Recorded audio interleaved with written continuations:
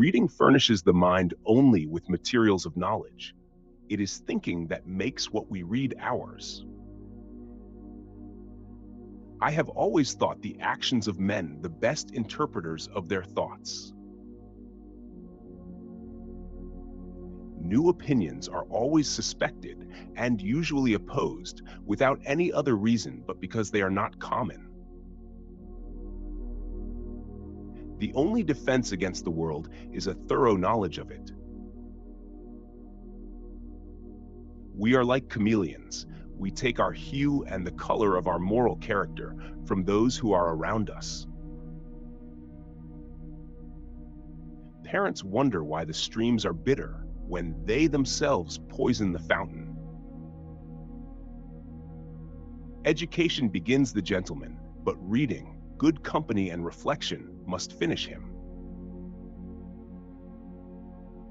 Being all equal and independent, no one ought to harm another in his life, health, liberty, or possessions.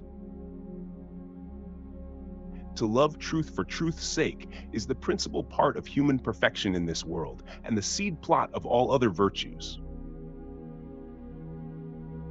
Revolt is the right of the people. No man's knowledge here can go beyond his experience.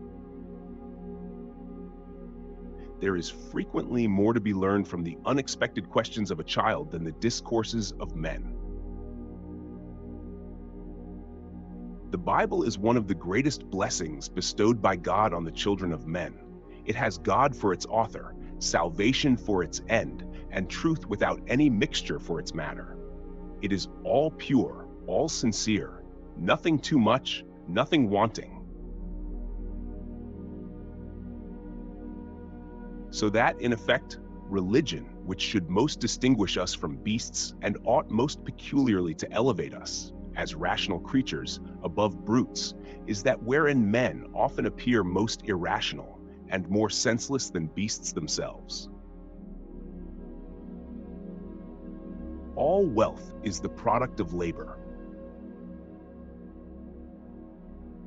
To prejudge other men's notions before we have looked into them is not to show their darkness, but to put out our own eyes. What worries you masters you.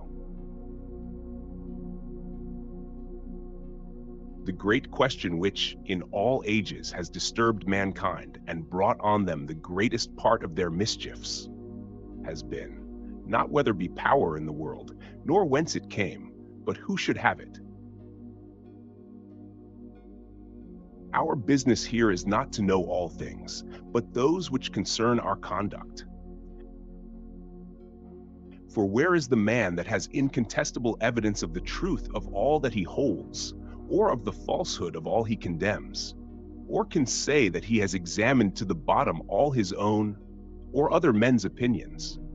The necessity of believing without knowledge, nay, often upon very slight grounds, in this fleeting state of action and blindness we are in, should make us more busy and careful to inform ourselves than constrain others. Few men think, yet all will have opinions. Hence, men's opinions are superficial and confused. Reverie is when ideas float in our mind without reflection or regard of the understanding. A sound mind in a sound body is a short but full description of a happy state in this world. He that has these two has little more to wish for, and he that wants either of them will be little better for anything else. Men being, as has been said, by nature all free, equal, and independent, no one can be put out of this estate and subjected to the political power of another without his own consent.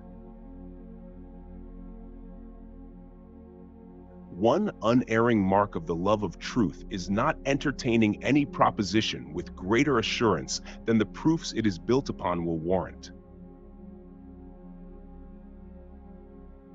Fortitude is the guard and support of the other virtues. Nothing is in the intellect that was not first in the senses. But what if he neglect the care of his soul? I answer, what if he neglect the care of his health or of his estate, which things are nearlier related to the government of the magistrate than the other? Will the magistrate provide by an express law that such a one shall not become poor or sick? Laws provide, as much as is possible, that the goods and health of subjects be not injured by the fraud and violence of others. They do not guard them from the negligence or ill husbandry of the possessors themselves. No man can be forced to be rich or healthful, whether he will or no. Nay, God himself will not save men against their wills. I pretend not to teach, but to inquire, and therefore cannot but confess here again that external and internal sensation are the only passages I can find of knowledge to the understanding. These alone, as far as I can discover, are the windows by which light is let into this dark room. For, methinks, the understanding is not much unlike a closet wholly shut from light, with only some little openings left to let in external visible resemblances, or ideas of things without, which, would they but stay there, and lie so orderly as to be found upon occasion, it would very much resemble the understanding of a man in reference to all objects of sight, and the ideas of them. No peace and security among mankind, let alone common friendship, can ever exist as long as people think that governments get their authority from God, and that religion is to be propagated by force of arms. As usurpation is the exercise of power, which another hath a right to, so tyranny is the exercise of power beyond right, which no body can have a right to. And this is making use of the power anyone has in his hands, not for the good of those who are under it, but for his own private separate advantage. When the governor, however entitled, makes not the law, but his will, the rule, and his commands and actions are not directed to the preservation of the properties of his people, but the satisfaction of his own ambition, revenge, covetousness, or any other irregular passion. Personal identity depends on consciousness, not on substance. Who are we to tell anyone what they can or can't do? It is ambition enough to be employed as an underlay laborer in clearing the ground a little and removing some of the rubbish which lies in the way to knowledge. The end of law is not to abolish or restrain, but to preserve and enlarge freedom. A man may possess the world, but not be free if his mind be a slave to his desires. A constraint upon the liberty of an individual comes not from natural law, but from unjust law. The legitimate power of government starts where the right of every man ends. To be free is to possess the power of choice, which extends naturally under the laws of nature. The right of each man in a state of nature is to preserve his own life. The more we learn, the more we discover how much we do not know. A soul is more than a set of memories. It is the principle active in thought, defining a person. Each present moment builds upon a sequence of conscious experiences and perceptions. Our identity is the outcome of the perceptions we accommodate and acknowledge. Governments are social constructs that rely on the consent of the governed.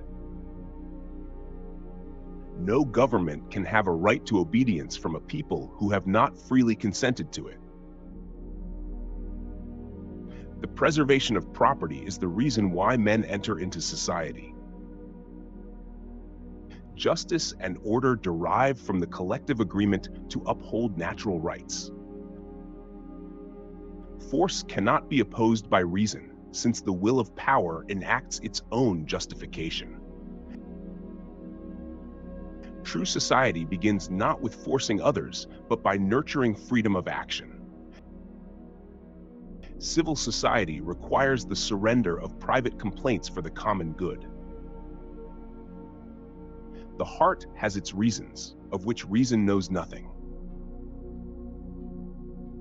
True peace comes not from the absence of conflict, but the ability to achieve compromise and consensus. Unity in difference, that is the clue to peaceful human interaction. The value of labor lies not within its currency, but in its capacity for production. Understanding is reason's ascent towards mindful execution. Justice should seek not only to punish, but to restore. Each person must look towards others' interests, not their personal gain. The most precious of all possessions is power over ourselves. Chase not perfection in the immediate, seek gradual improvement over time. There are 1,000 ways to wealth, but only one way to heaven. Share your favorite quote in the comments, and let's inspire each other.